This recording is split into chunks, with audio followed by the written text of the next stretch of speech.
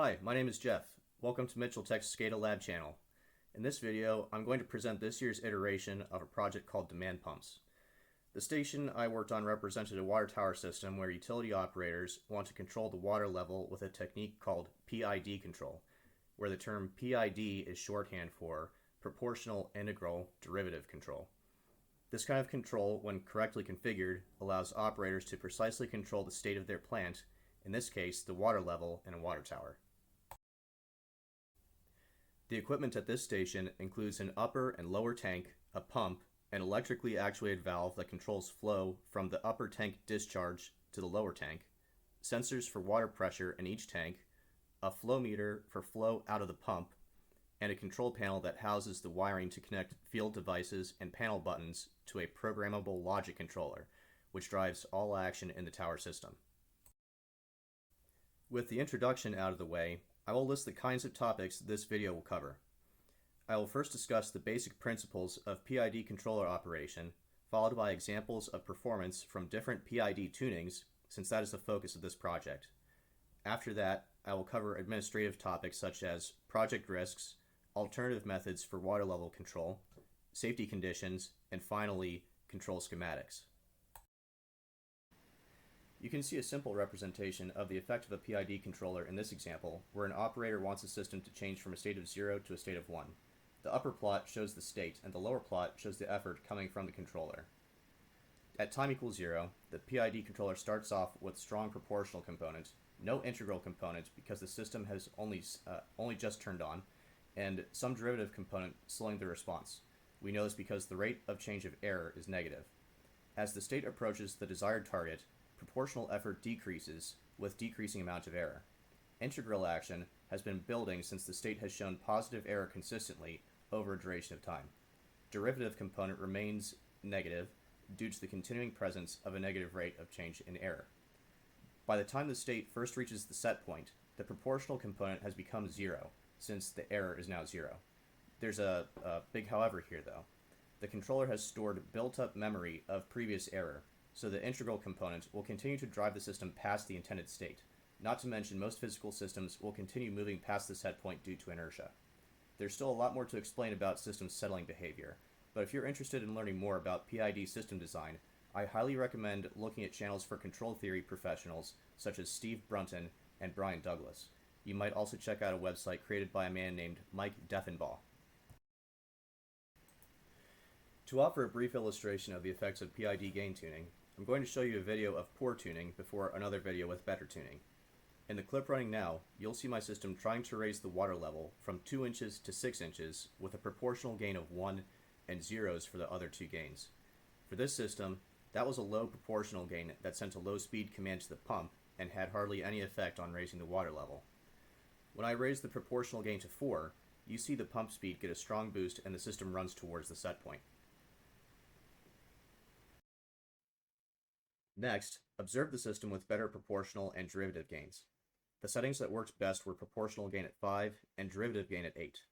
I did not include integral gain in this example because in previous testing, this controller never acted on integral gain of any value. I tried between 1 and 1000 at max. I didn't worry about demanding too much speed from my pump because there's logic in this controller that prevents commanded speed from exceeding the pump's rated speed. I start the system at about 3 inches of water in tank 1, opening the valve and then commanding the set point to 7 inches. I was able to run the system to about 6 inches at steady state from a command point of 7 inches. I followed with a new command for a set point of 9 inches.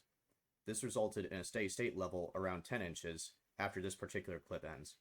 In both cases, errors would have been eliminated by inserting at first a small integral gain, then slowly increasing to see how quickly we could get the system to settle at the commanded state while avoiding large oscillations or, at worst, system instability.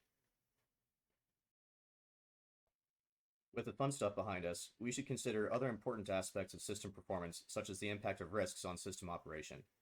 This kind of plant faces risks to equipment and people from several sources, including closed-loop instability, unanticipated casualty conditions, and environmental risks. Closed-loop instability can cause dangerous swings in the water level, which could lead to the tower emptying or pushing maximum capacity if left unattended. It could also disrupt customers' expected water pressure and damage to equipment and structures in the distribution piping. For a better idea of what this looks like, Consider the current graphic on the screen. Whereas previous images of PID behavior showed the system settling to rest at the target state, PID instability causes the system to oscillate around the set point with increasing magnitude. Next, unanticipated casualty conditions refers to the possibility that designers might forget to account for undesired events that can happen by accident. An example of this would be the case where water supply to the tower is allowed to run low, forcing the pump for the water tower to run dry and overheat. The third risk we'll consider comes from natural forces like wind, sun, and water. We'll mitigate those risks by encasing control electronics with correct waterproofing and UV-rated material. While we address design planning, let's also consider whether PID control is the best solution for this situation. What if another method for water level control could be the right choice? One alternative could be to employ on-off control that turns the pump on when water is below set point and off when it's above. However, this method is undesirable because it damages pumps. The pump motor will toggle on and off frequently as the water level drifts above and below that set point, causing frequent motor starts. That will eventually cause heat damage to the pump from high currents running through the pump windings.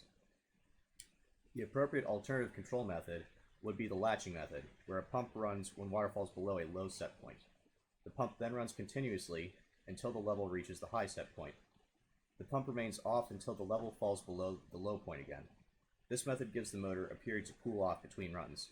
It is used in industry, and I think the only reason why PID control would be nicer is because it would do a better job maintaining a consistent supply rate and pressure for customers. It might be easier on piping and equipment too, maintaining more constant pressure.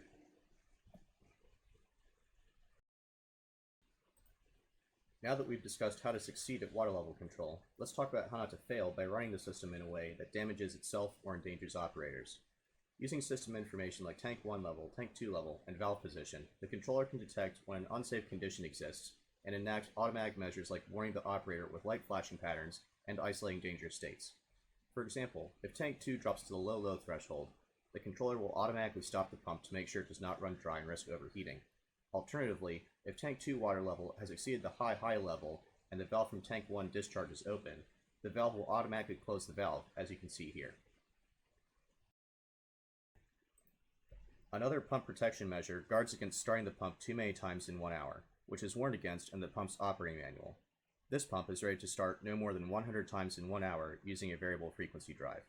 So, this control system prevents that by prohibiting a consequent motor start within 40 seconds of the last time the motor started, as you can see in this example. Here, I pointed out that the system starts out running and that the high starts condition was not present. Then I stopped the pump, showing again that the high starts condition was not present.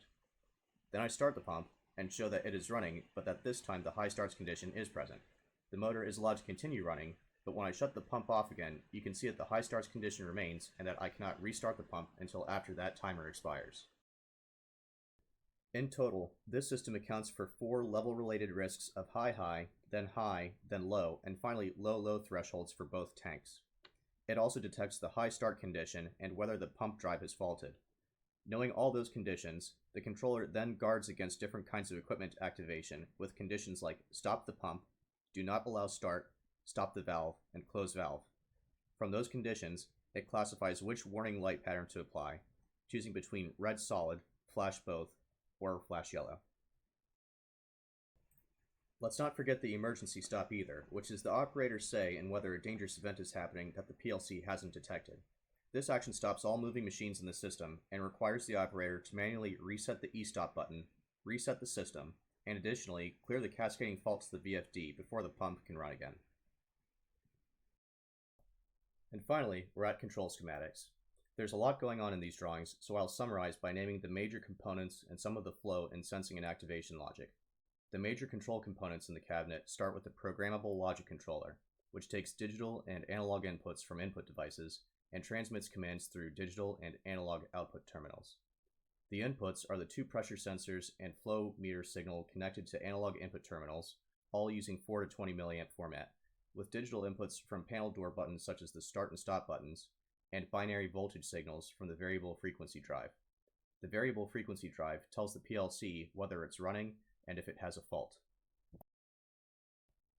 The PLC's output terminals sometimes connect right to output devices, but sometimes they cannot directly interface with outputs. For example, if the output is a light bulb running on 120 volt AC instead of the PLC's 24 volt DC output.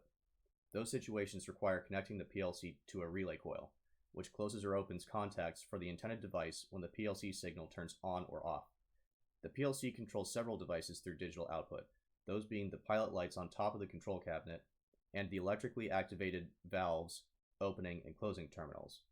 The PLC controls the VFD through a combination of digital and analog outputs. It commands the drive to run and clear faults using a digital signal and shows the speed command through a 4 to 20 milliamp analog output.